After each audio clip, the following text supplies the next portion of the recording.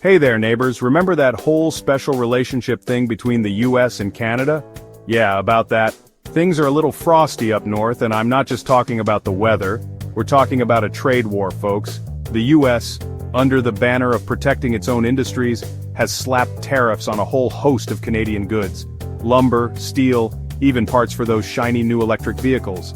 Canada, not one to be outdone, has responded with tariffs of its own. It's a classic case of, you want to play hardball? We've got maple syrup with your name on it. Now you might be thinking, John, this sounds messy and complicated, but buckle up, Buttercup, because we're diving headfirst into this trade war.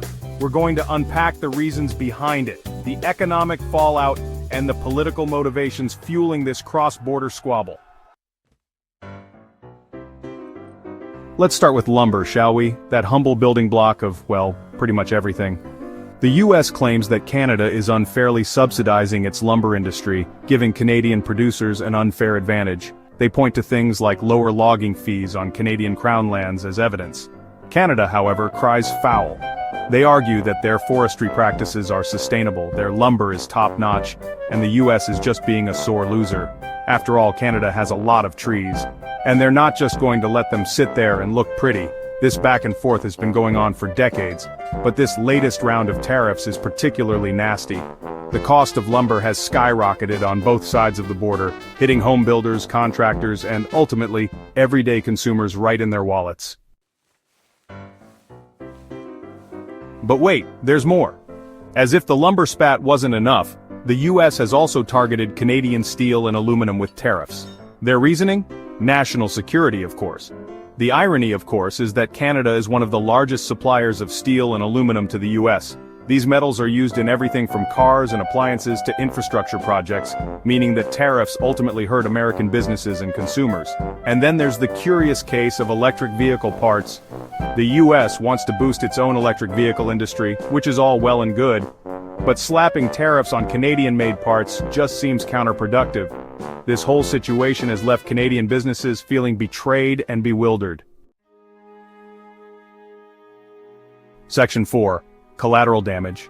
The economic fallout on both sides of the border. The economic fallout of this trade war is already being felt on both sides of the border.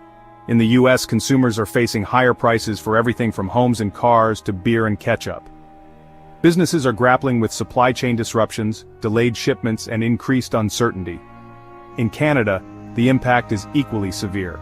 The tariffs have hit key industries like lumber, steel, and agriculture, leading to job losses and plant closures. The Canadian dollar has weakened against the US dollar, making imports more expensive for Canadian businesses and consumers. But the economic damage goes far beyond the immediate impact of the tariffs. The trade war has created an atmosphere of uncertainty and distrust, making businesses hesitant to invest and expand. Section 5. Beyond the bottom line. Politics, pride, and the uncertain future of trade. Now, you might be thinking, John, this all sounds terrible. Surely someone is trying to stop this madness. And you'd be right.